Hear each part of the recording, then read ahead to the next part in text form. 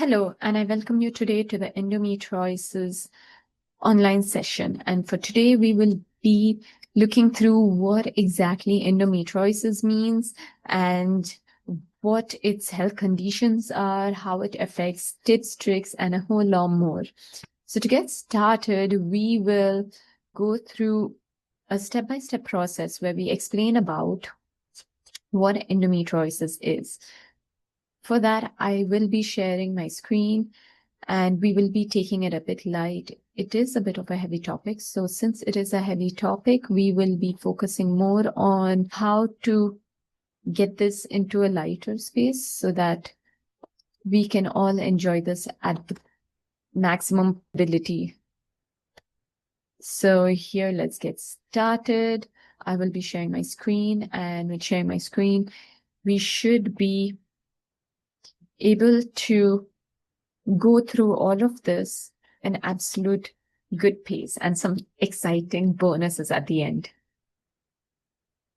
Starting with sharing, welcoming you all to the Endometriosis online session to guide in educating, informing, tips, and creative activities, plus a bonus surprise.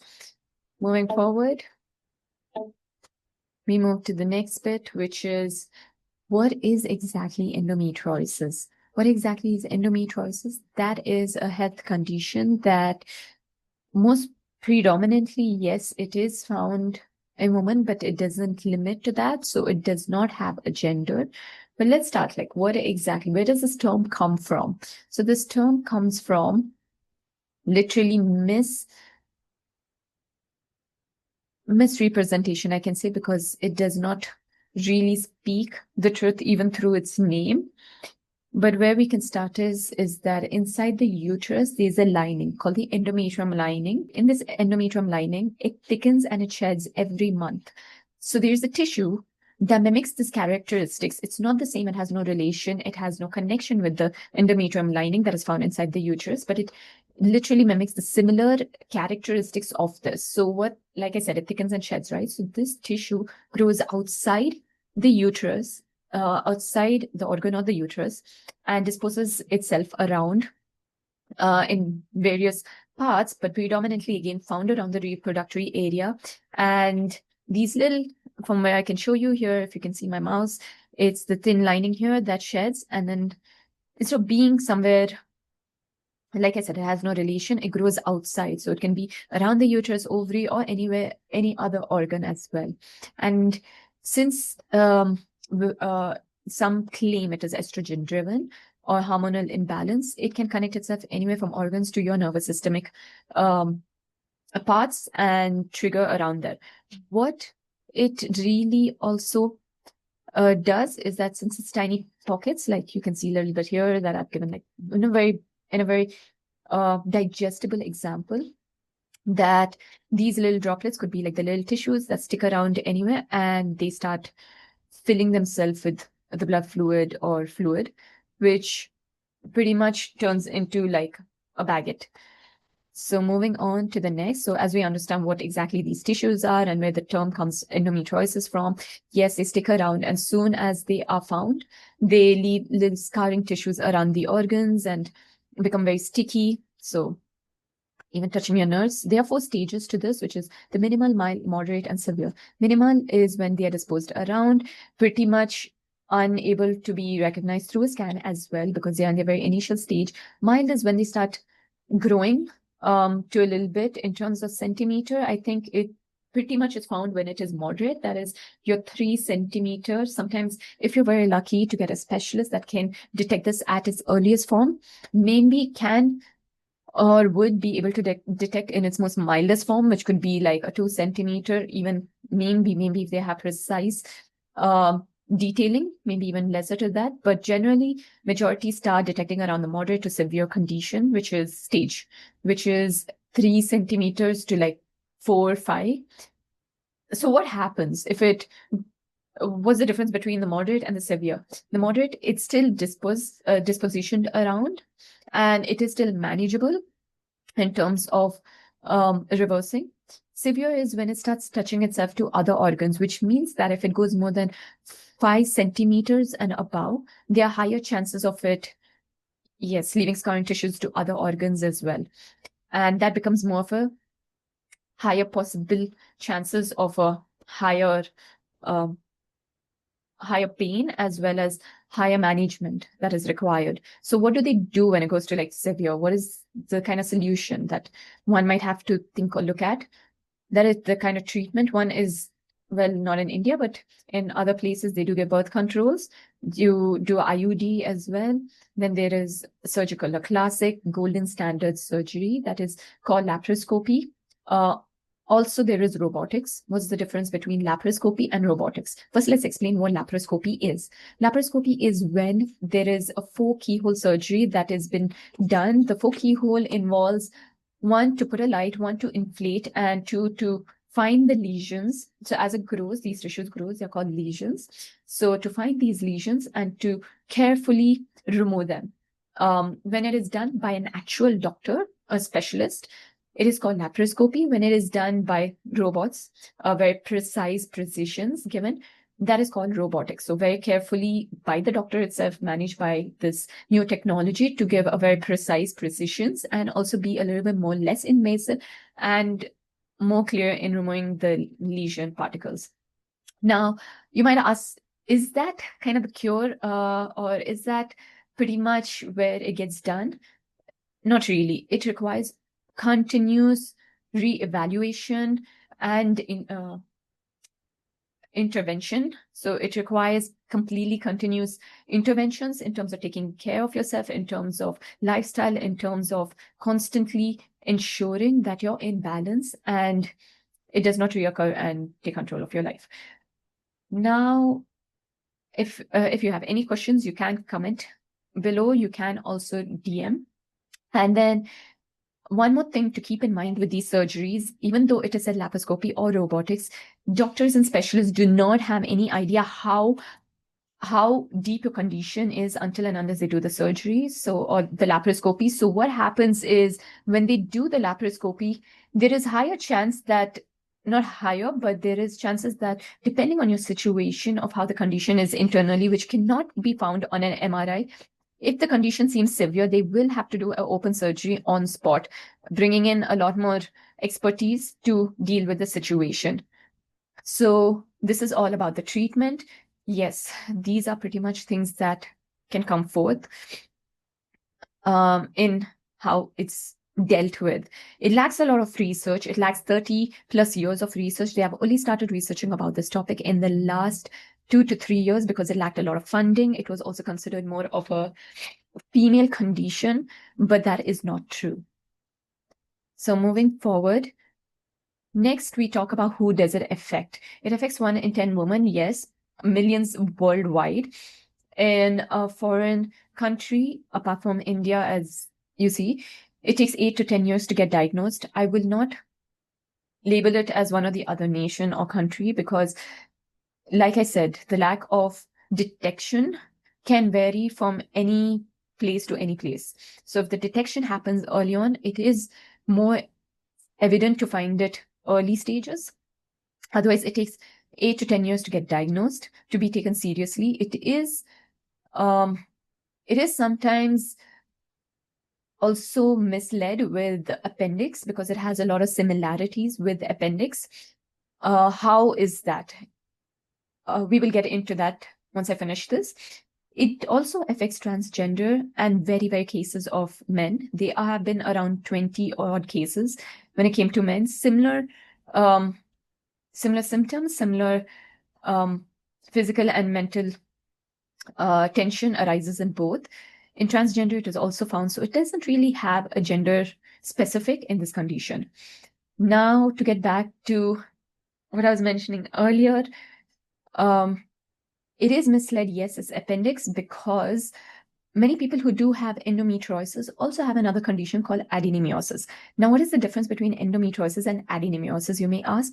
Endometriosis is this tissue that is growing outside this organ, going anywhere it likes from head to toe, and creating its some call it inflammation as well. So inflammatory expansion, whereas an adenomyosis is this tissue that grows between your uterus muscles. So it is disposition inside these muscles, which expand the uterus muscle. Now, when it expands, it's similar to feeling. We'll get into the symptoms now. So this is the difference between endometriosis and adenomyosis. Endometriosis, tissue outside; adenomyosis, tissue within the muscle of the uterus. And yes, surgically, when you do hysterectomy, it helps a lot with the adenomyosis, but it doesn't really help with the endometriosis. Symptoms can still arise with hysterectomy done. Okay, so now let's get into the next phase, which is what are the symptoms? I'm sure many of you are curious. What are kind of the symptoms to probably detect early on? One of the majorest symptoms is bloatation, which is right here. If you see, feeling bloated is one of the symptoms. Then the other symptoms is having a shock like cramp, feeling paralyzed. And also one more thing, for some, it can arise from the leg pain rather than your abdominal pain. So it's pretty much from your vaginal below rather than your abdomen to that space, because it can also be a nervous systemic condition. So since your uterus is being expanded, it can press some nerves which cause this numbness from your vagina to your legs.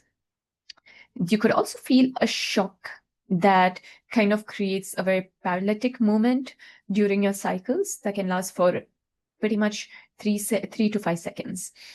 And yes, it is extremely painful because it really electrocutes you in a spot that leaves you in a very painful position. Then there is things like leg trigger, which you can see right here. But in younger version, the easier, when I say younger version, meaning your teenage version, it's easier to find the bloatation, the shock like cramping, and the other thing, which is, forgive me for my spelling mistake here, spotting, cherry-like or golf ball type clot, blood clot that comes during discharge, that comes during your periods. So this you can find during a younger version of it. The older you get, the more symptoms start arising, like breast pain, headache. There's a breast pain here. But yes, breast pain, headache, your lower back pain, your hair loss could be one other symptoms, dull skin. There's leg triggers, which can be in your left or right, completely either of the legs. There can be a lot of cramping in the legs. Headaches that as you grow older, it started around 20 plus, the headaches.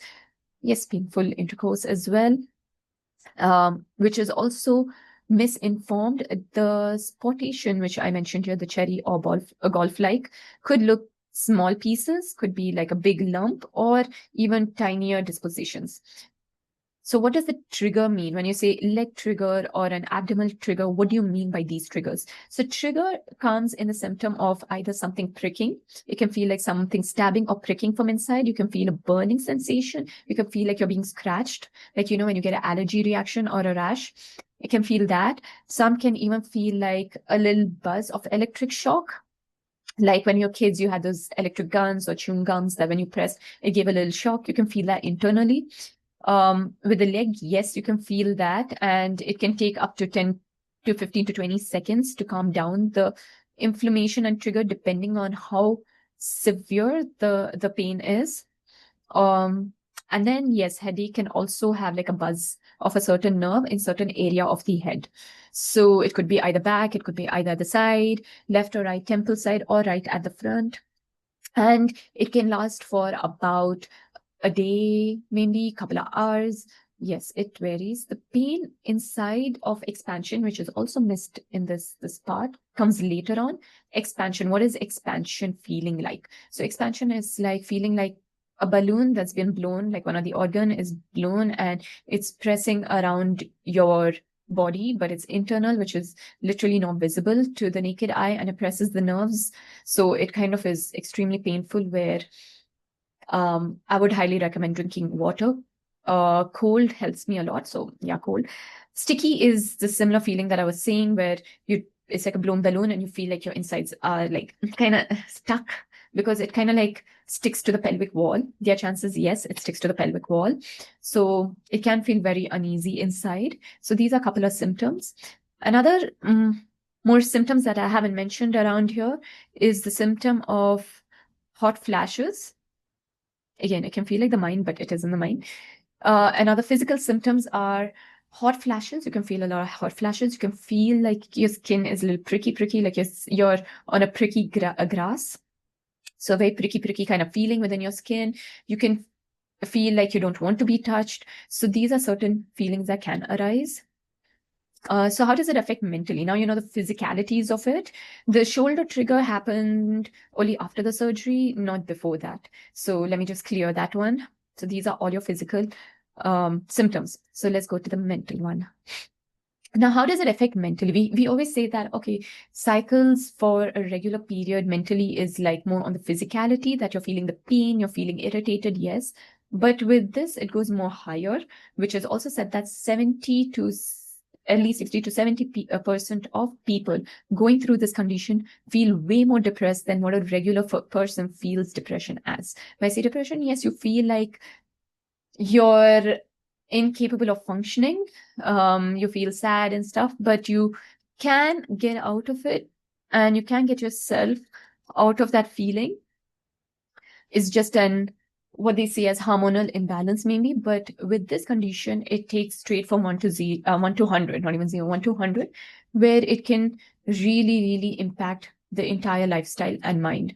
When I say that, many people have a struggle within themselves that is not understood, which is, say, for example, feeling insecure, having depressive thoughts. And these depressive thoughts do not just come out of nowhere. The people who researchers have found more prominent with these conditions are highly driven and ambitious people. I have interviewed enough people to also confirm this, that many of them would be highly ambitious, highly driven individuals that constantly push themselves to their highest potentiality. And when they are kind of found with some of the other hurdles, it becomes a factor of overthinking, which I've written here, a factor of overthinking. It becomes a factor of the overdrive over emotions. It becomes, and that leads to feeling stuck because the body requires a lot more attention, but the mind is on overdrive.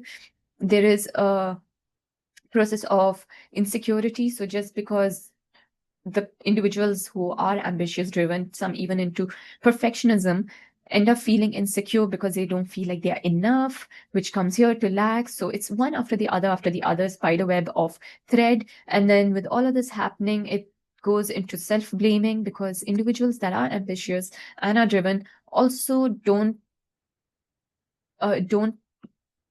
externally be critical, but they are also internally very critical about themselves. So each mishap or mistake that is made ends up being a very self-critical moment, and this self-critical adds up to the insecure thoughts, and from the insecure thoughts it lands to being stuck, to end up being depressive, and then end up being to self-blaming. And to deal with the situation, instead of dealing with it and cutting off everything to balance it off, it becomes an escape to exert, because highly ambitious, highly driven, and you're not feeling productive, so you end up escaping to just realize that there is some worthiness. So that's how it affects the mind in the most simplest and clearest points that I can put it. And now you know the physicality, you know the mind. So knowing both of these, how do both of these work in a relationship? How does it affect a relationship? Now, like I told you, it affects men and women. So men also will face similar physicality and mind like the woman. So even they would feel a lot of abdominal pain. There would be one more condition, which might sound very embarrassing. I forgot to put it here, is butt shocks. Yes, you can have a bit of an inner shock that comes. And these shocks come like in a moment of a second per second. So say, for example, like how you're switching on and off a light, and you're doing it fast or you're doing it slow. So you can, and the fastness would vary from a second to a second 0.5. So, and it could be like 3 times, 5 times, depending on how the shocks takes that long to like subside. So yes, that's also another condition which majority of them who go through keep a very cold poker face. So you will not know when they're going through these. Many people who have these end up having good multitask mindset. What I mean by a multitask mindset, meaning understanding that they're going through a certain shock trigger, and they're also listening to what what you're telling. Sometimes it could also feel like with this happening, it does have a mental impact, which kind of blurs the information being processed at that period of time. So that's also another mind effect, you can say. So how it affects relationships now, since men and women face the similar kind of symptoms, right? One is irritation, the most major one, which I have seen, known, and experienced. Irritation with oneself during this period of time that you cannot explain to someone else. So it is projected in terms of anger and irritation.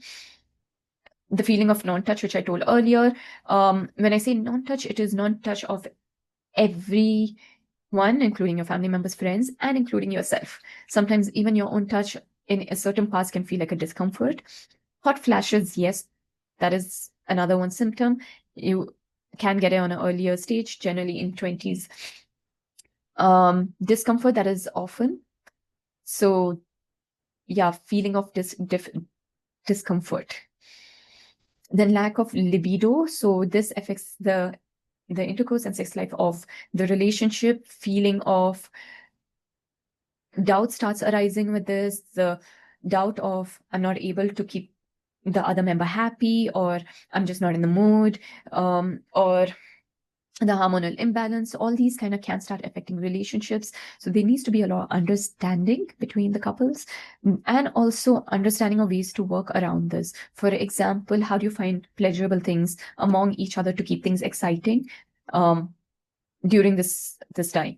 Then anxiousness and fearness. Anxiousness meaning this, one of the research kind of claims that one of the development could be through anxiousness, because many people tend to be overgiving and people pleaser, and the constant drive of constantly doing, being the perfectionist, can lead to like anxiousness, and the fear that because of all these baggages that maybe they'd find another member that fits their needs, that is not having these kind of baggages. So the fear of constant, leaving or abandonment, in short. Then cancellation due to pain and lack of energy. So there would be a lot of cutoff from like friends or people, sometimes even family, just to gain the energy for your own self. And that causes a lot of rift during in relationships. Hormonal imbalance, like I mentioned. And the last one is sometimes because of the lack of energy and lack of doing, or even because of the leg trigger, their chances of not too much spontaneous activities or adventurous activities, spontaneity within the relation to keep it exciting. So therefore, it can have an impact within the couples as well. So these are how it affects relationships. Another one which I would add is communication. Many of them struggle to really depict what is going on since they themselves are figuring it out. So therefore, the lack or clarity in terms of communication and understanding also impacts the relationship. So leaving one to feel like they are not making sense, they are not being understood, name calling in terms of like, I don't want to say those words, but you can figure out what I mean. And that's how it affects relationship. Now I know that these can be a little bit too much. So what till now was the main part of recognizing all of these, the physicality, the mind state, everything. It turns out that one of the whole thing is bottled up emotions.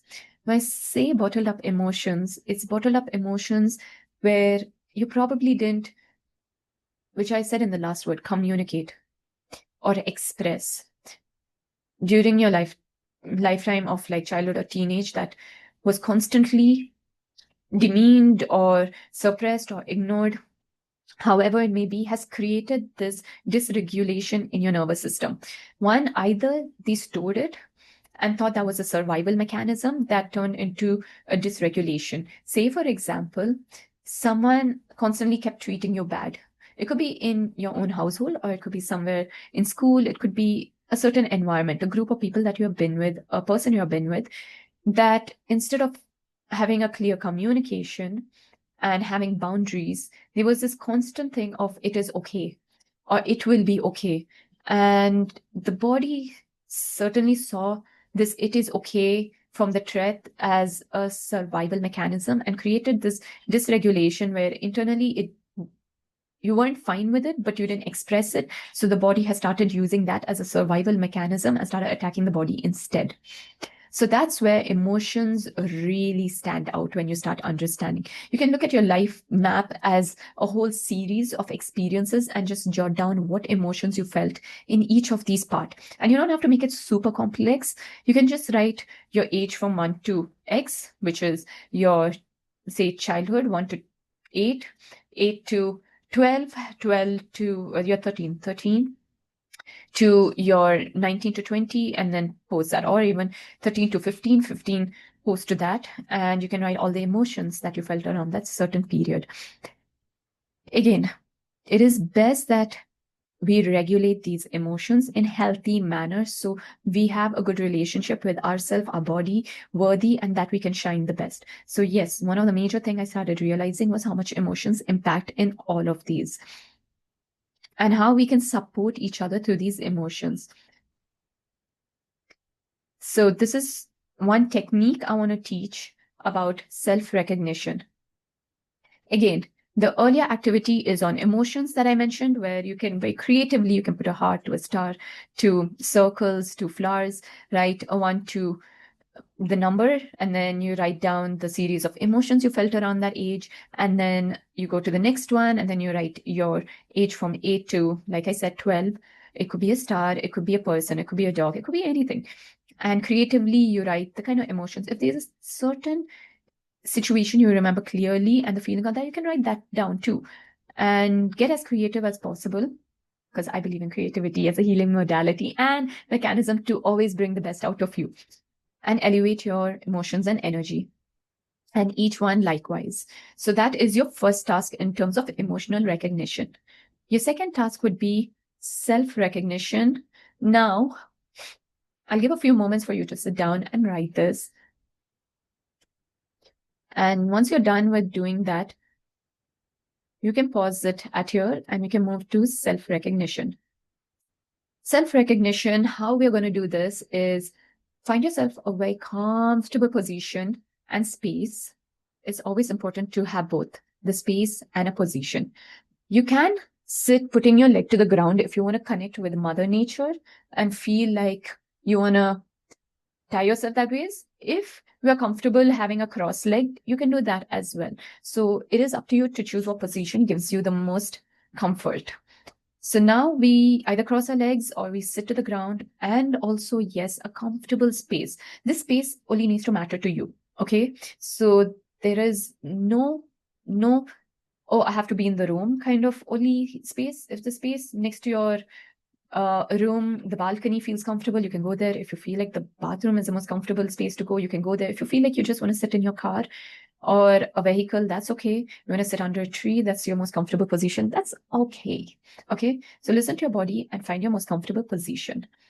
Once you're done with that and you found a comfortable position, I would highly recommend that you now close your eyes. And after closing your eyes, be more and more aware of your heartbeat. Okay. We take 3 breaths in from our nostril with a counting yes of 4. So we take 4 in, 4 hold, and 4 release. We do it 3 times and then we go to self-recognition. Okay. So let us start in 1, 2, 3. So I will do the counting of 4. Inhale, 4, 3, 2, 1. Pause.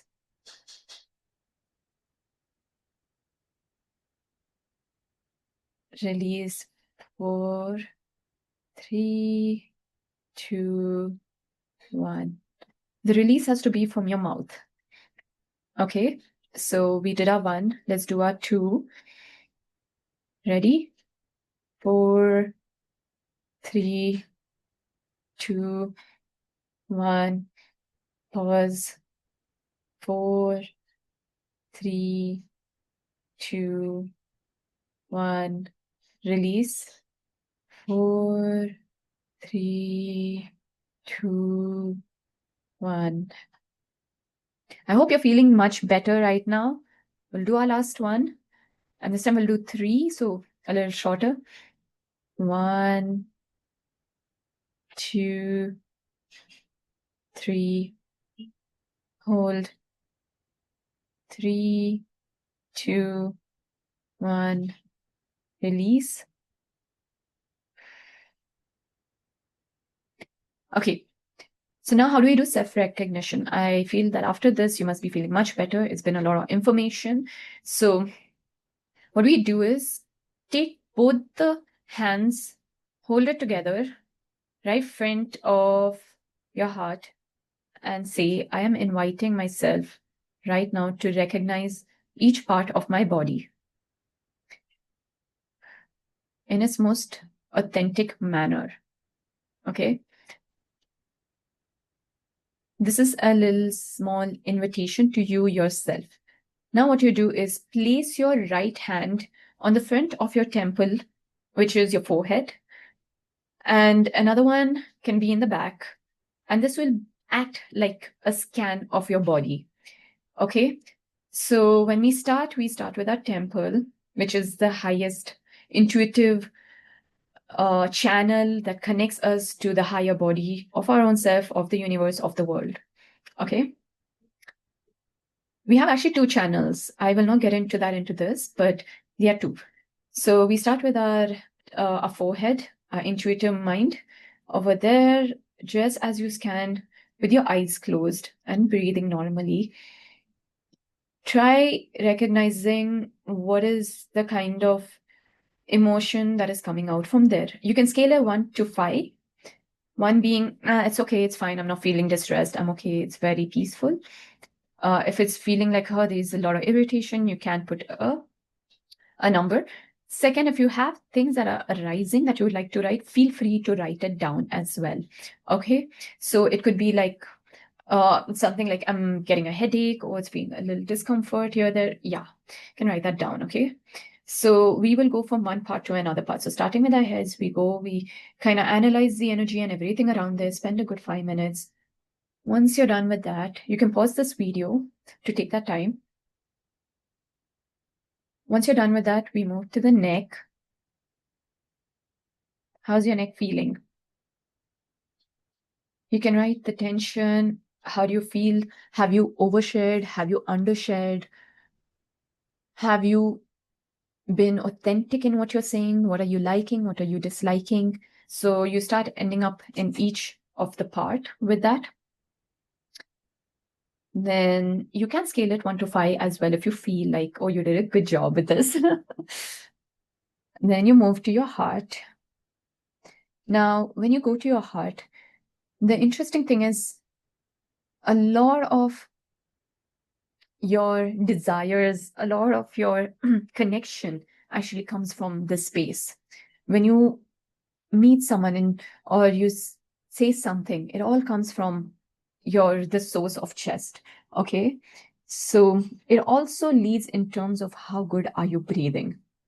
So if you need some time, spend some time here. Ask yourself, have you given it the nourishment it needs? What are you holding deep in your chest? Is it someone that has made you really, hurt you? Or is it something that makes you feel damn happy? You can write all that. Okay, so this is how you start recognizing a bit about yourself. These are questions your heart will ask you. Are you really happy? Okay. If it asks you this question, write down the list of things that it means to you. So, yes, your heart is good. You have good energy. You're letting it go. You're telling your heart, thank you. You're worth millions and millions, that nothing in this world can replace this gorgeous heart, because it's that valuable. Okay. We move down to our abdomen now. Okay. So here you might feel pretty heavy. You might feel there might be certain things that was good, not good. This place is where your creativity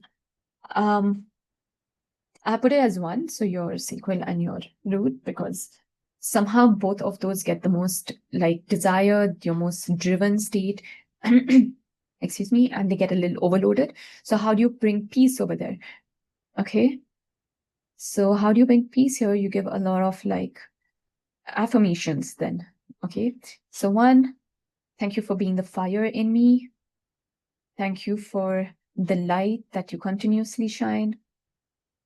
If you feel someone or somebody took your worthiness, your power, you can start writing that down around this part. Something you felt that hurt the little kid in you when you were young, because you've, I'm sure, written in the emotional part, right, about this. So let go of it. Give that little nudge of it's okay and you are possible in every way. It doesn't matter any longer. And here is a part where every single emotion, situation, be it not so good that we hold on to, we let it go right this instant, okay?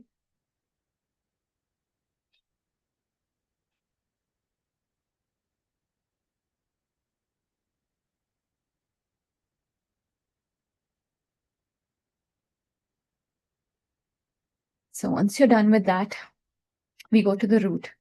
Root is known for balance. Root is known for balance, foundation, your absolute actions.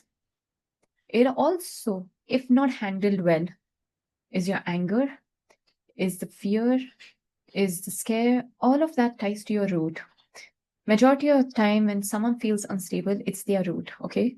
So we will spend some time connecting this beautiful part of our body with nature, with the ground, and let go from whatever emotions you felt till now, from up to down, that we let it go in the root to Mother Nature and let it completely feel like a stem of absolutely all these things go right like a root growing down to the earth. This can be in any place you are in, just a root in different ways stemming out from you to the nature itself. And like little balls of different kind of thoughts, emotions, whatever, let to the Mother Nature to completely take it off from you. There is nothing absolutely that you need to hold on to. You are well supported, you're well guided, and you're well taken care of by the universe.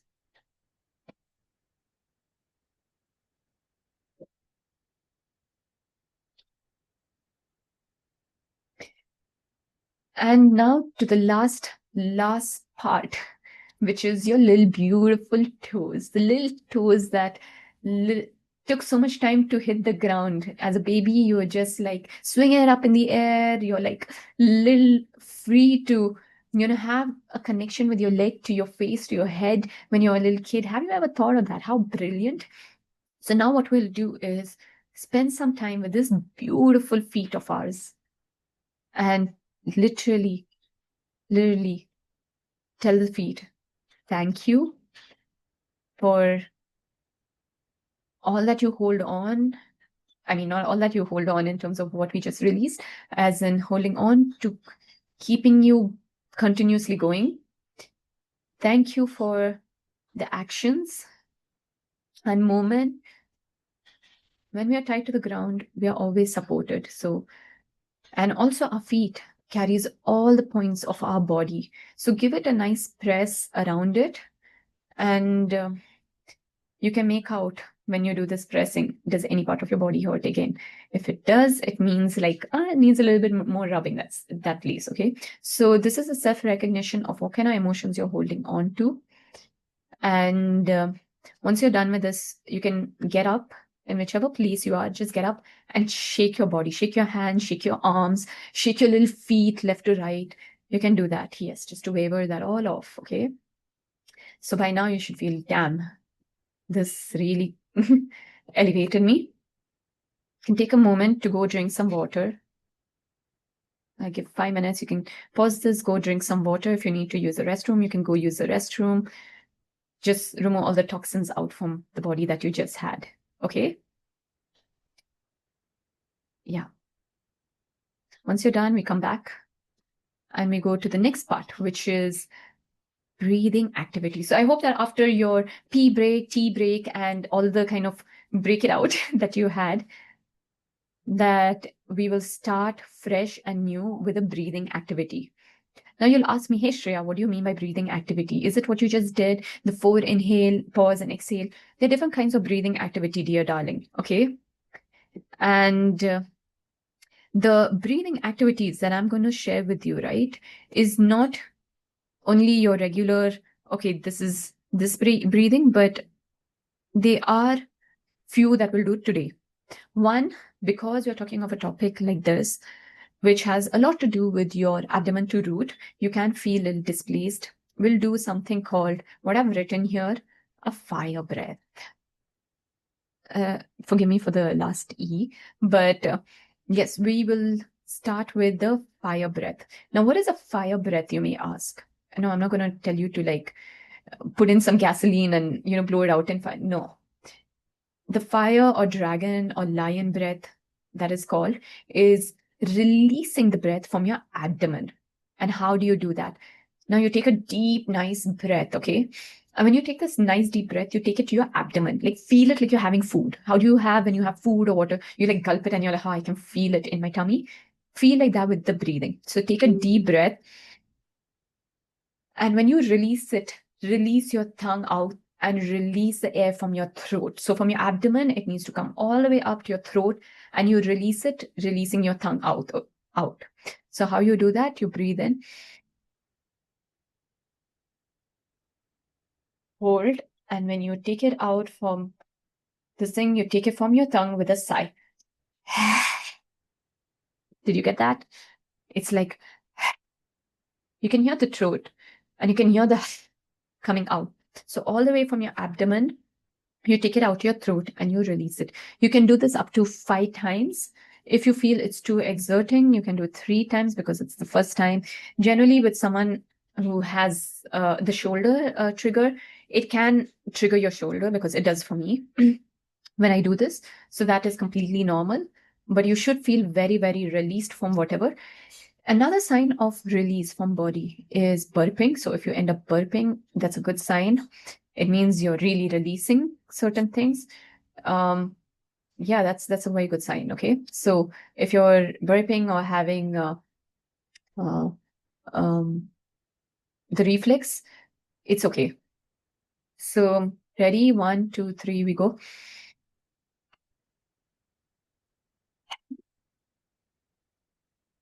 Oh, and keep your back straight when you do this. Okay, so back straight, breathe in. It's okay if it comes a little hilarious in the first few goes, but it is completely fine, okay? Tell your body it's okay. You can laugh with your body. You can show it's completely safe to make mistakes. So here we go.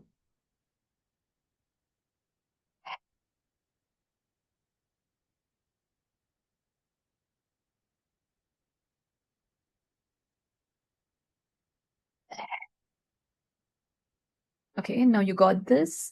I think you should be a pro at this by this time.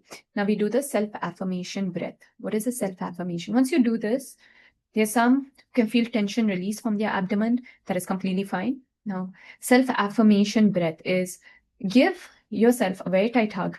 Since it is around this topic, you can either wrap it around your pelvic area, or you can wrap it around your heart, whichever one you feel comfortable. And when you wrap it, you have deep breaths with each affirmation. So like, I feel safe, I feel protected, I am, what do you say? I am cared for. You can add the affirmations to your comfort, reaffirming your body that it is safe to release with every breath, gives it more of a depth for the body to know that, okay, when I'm taking deep breath, I'm activating this affirmation that I am safe and I'm okay to release is when it is okay to release that no longer serves it.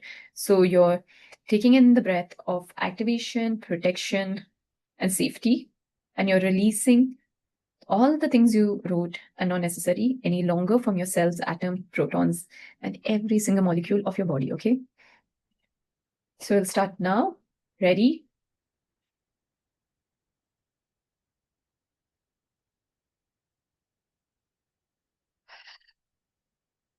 And every breath, make sure you remove from your mouth. The reason why you take the air from your nostril is because when you take it from your nostril, you're taking it to your, yes, you're taking it to your laryngitis and all the most scientific terms you want to like use and think of. You take it down to your throat, which means you're activating your throat channel. When you activate your throat channel, right, you're activating all the points below to your root chakra. And then when you're releasing, right, you do not want to release in terms when you take it out, right, or release, right, when you release it from your nostrils, you will actually be also touching your intuitive. There's also chakra that is there in your third eye, right? So when you're releasing, you don't want to release through your third eye. You want to release it before it reaches your third eye, because you, for individuals, third eye is very sacred. It is a very base of clarity. So when you're releasing these emotions, you're building the clarity in your third eye. Okay. So that is why it is always important to release it from your throat and not nostrils. Okay. It builds a lot of difference. It actually removes the energy from your chest much better when it is from your throat than your nostrils. Okay. So since you got the information, we shall start again.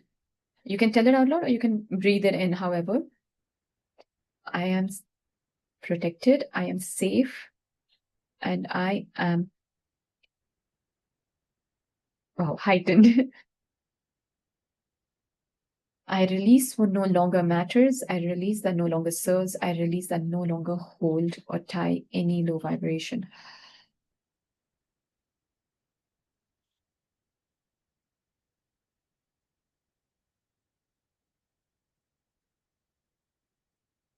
You can do this in your own pace. So you can pause it and do this. Now we move to the next. You can change it as well, depending on your preference. Now we go to the tips. I have a feeling that a bit of creative activity has got you guys going on. So it is good to get to what tips, because this is the part that I'm sure many of you are like, okay, so what did you do? And who are you to tell? Yes, I'll tell you. After I did a lot of research and I did a lot of self-analysis in my own body and had a more understanding about it, I realized that there are some deep knowledge within our body that we should already be knowing about ourselves. That is why they say nobody knows you better than yourself. Okay. And whatever these tips I'm giving, please know that these work for me. I have seen a work for a lot of people. And if it works for you, it is great. Again, if some things that you notice for your body doesn't suit, just be well aware to follow that. Okay. And that this is purely for informational source. It's not something I am claiming just because, and it works for me. Yes. Okay. I have interviewed enough people to say that enough people also follow it. Yet again, the choice is up to you. So the first one major thing I changed immediately for my life was food. Moment I had already been working on it before any of this, because I am a very restless person. I cannot be still. I need to constantly stretch, which activates all the energy within me. So that was a normal thing. But my first thing that I changed was food.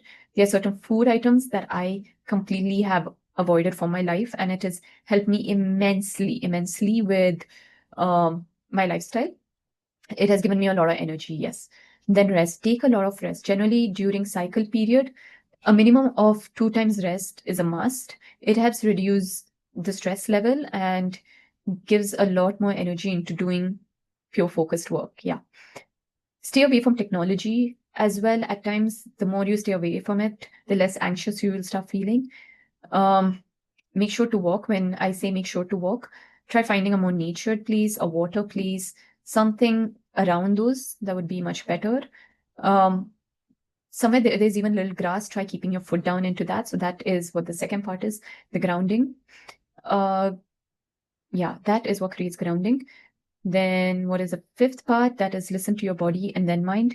Yes, as a person who has a very A-type, driven, ambitious, can always be more on the mind than the body. So having a balanced body and then the mind, so you're more in control than the mind is more in control of you, gives so much more happiness to you. Emotional regulation. We already did a couple of activities there previously, so you can see what works for you. Positive self-talk. I will do a session on positive self-talk and how to work on it. But for now, there's also previously an activity done for positive self-talk. So your emotional regulation and self-talk is already done. Okay.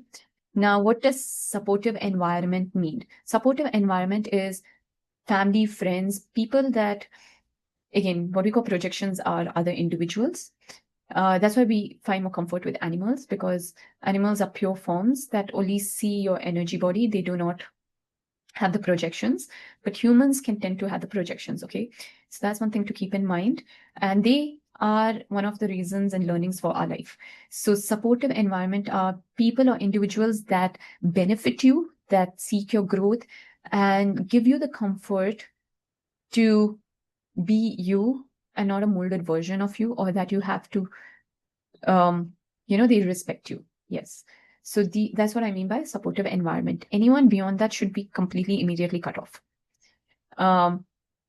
Again, asking yourself what is triggering you about that person can give clarity and closure. So if you feel like you want to do some kind of closure that way, that's completely your choice again.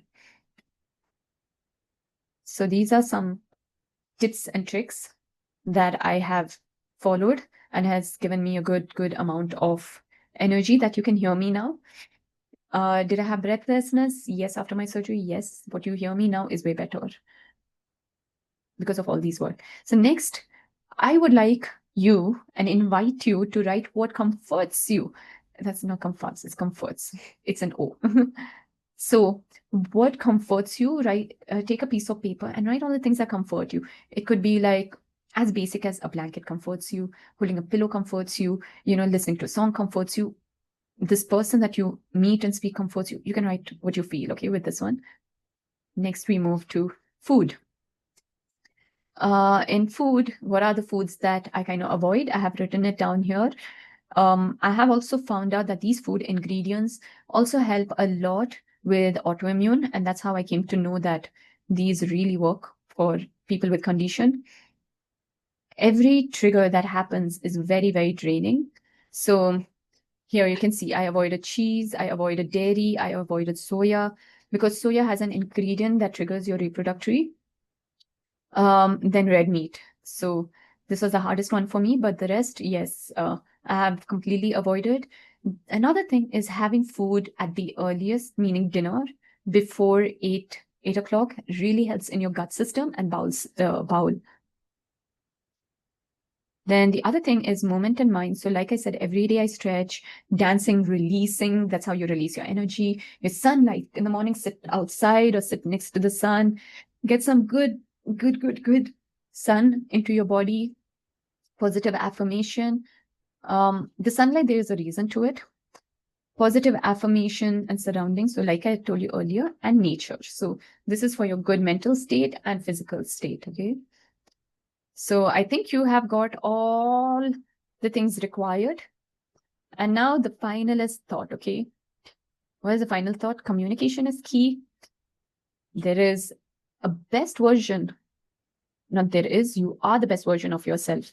The constant drive to keep achieving is not required. You are your best version today, and tomorrow it will be a better version, but it's okay because you're working today to be that better, and that's more than enough. It is okay to let loose and get support. So sometimes we want to take on all the responsibilities for ourselves. It's okay to ask for support. That's completely fine. Your body speaks and reacts, so listen to it. And this speaks and reacts can also work when you interact with other individuals, what they say, how you feel about it. You'll start noticing much better then. So these are my final thoughts. And now it is the version of bonus surprise.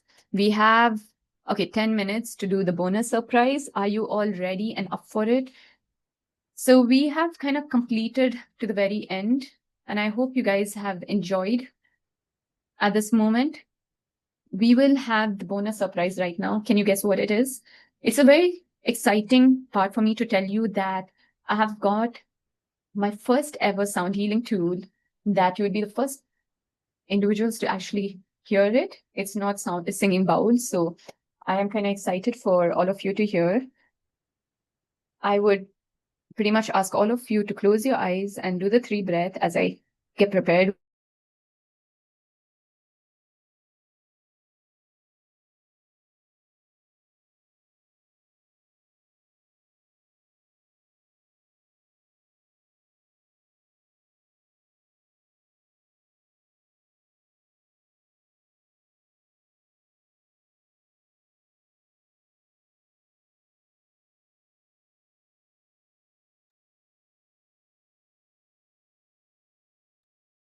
So now what you're going to hear is a sound tool, which I hope that it takes you away from your city life. It takes you away from this whole buzz of daily routine and life to a more comfortable space that I'm sure majority go to like release.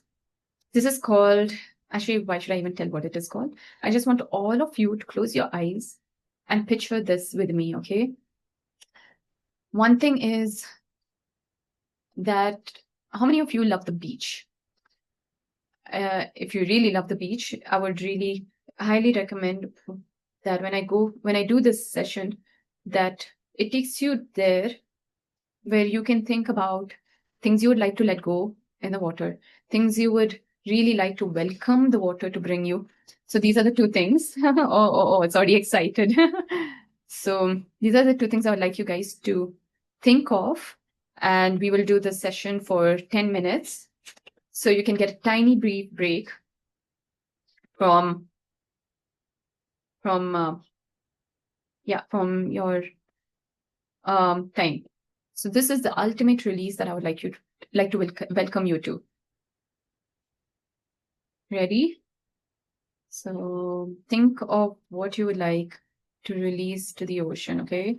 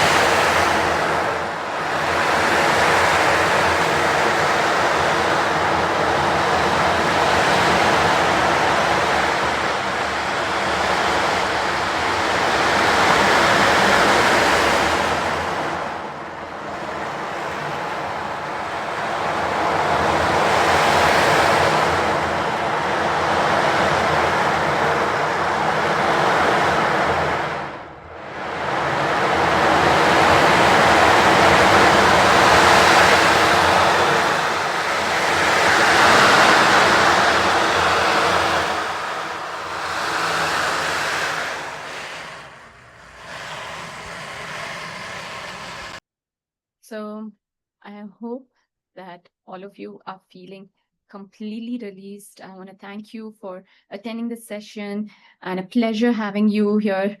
I hope that this elevates you to a higher and positive energy.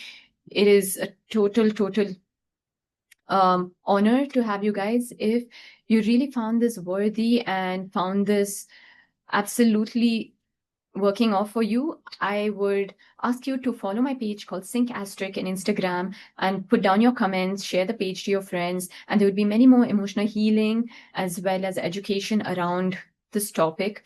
Not only in endometriosis, but in general as well, how emotions impact our lives and how to be correctly educated around it. Also, I want to enlighten all of you that thank you for being a part of today, because it is also the awareness month of endometriosis and autoimmune. So having you here means a lot. And I hope to see you in our very next session as well. So thank you. Have a good day. Bless you. And like I say in sync, you matter. And I hope you always know you matter. So thank you and signing off. Take care. It's your host, Shreya. Bye-bye.